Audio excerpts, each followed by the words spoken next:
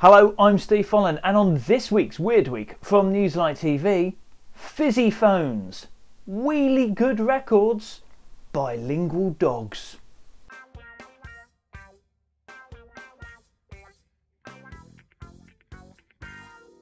But first, research shows that the warmer your bed when you get into it, the better your night's sleep. This is why people have electric blankets and hot water bottles, of course. But a hotel chain in the UK has taken it that little step further, adding that personal touch, because they've introduced human bed warmers.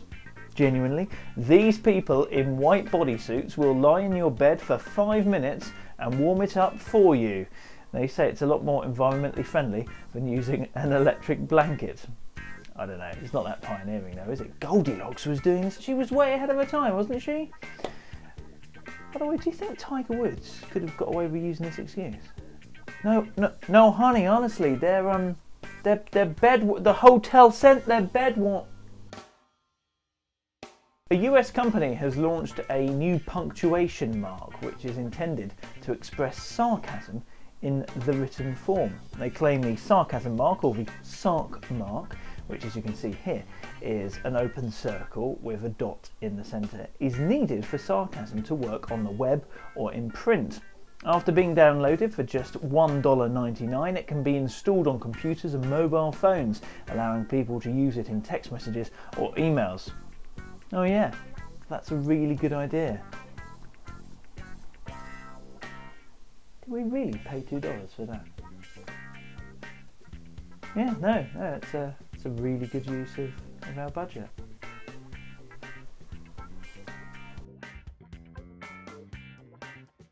Now, in a few years' time, when you want to top up your phone, you might need a funnel.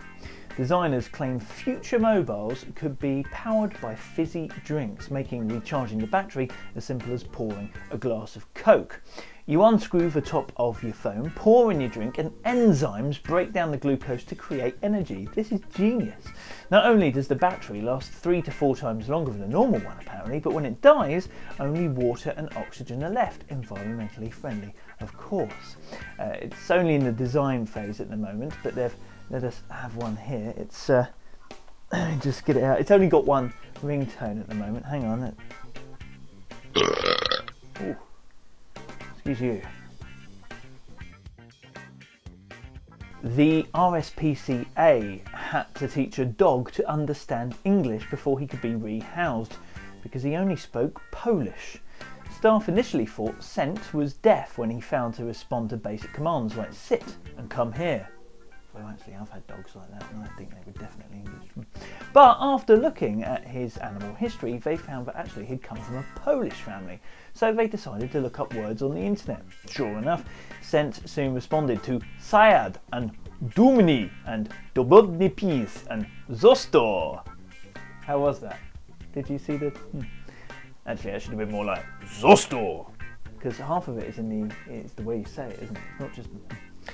Rather than trying to find another Polish family to house him, they decided to teach him English, a process that took them 4 months. Now Scent is said to be fully bilingual and looking for a home. Bilingual, though, is quite a strong term, isn't it? If humans only had to learn 100 words, then I could easily be bilingual. Trilingual, maybe. Petetra. Oh, you see? World record time now, and a 14-year-old boy has set a new one by pulling an 8-mile wheelie on his bike.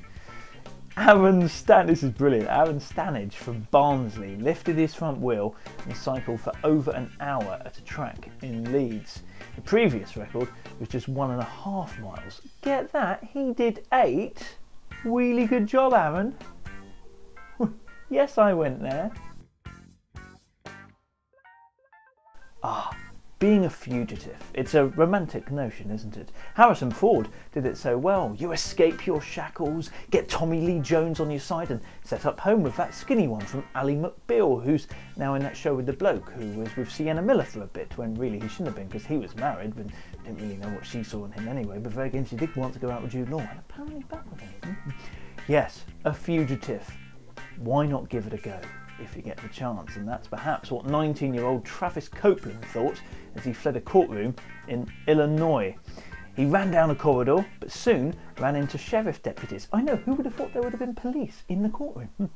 So he turns on his heels, run backs in the other direction. Unfortunately, there's more sheriff deputies waiting for him at that end too. So he decided to go for it. Come on, you've made the effort now, you might as well see it through. You may be 2 floors up, but look, there's a window.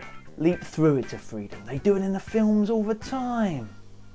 Except this window was made of bulletproof glass, meaning that he bounced back onto the floor. Yeah, we're really impressed. That would make a really good film. Sorry, that would make a really good film. That's your lot. Gotta admit, I'm sad to see you go. No, see, no sarcasm that time. Don't forget, more at newslight.tv across the week. I've been Steve Folland. Oh, and if you like what you've seen and heard and all of that malarkey, please do give us a review on the iTunes thing, because it just gives us that warm, fuzzy feeling inside, and you can say, hey, you guys, we love you. But if any of you use this,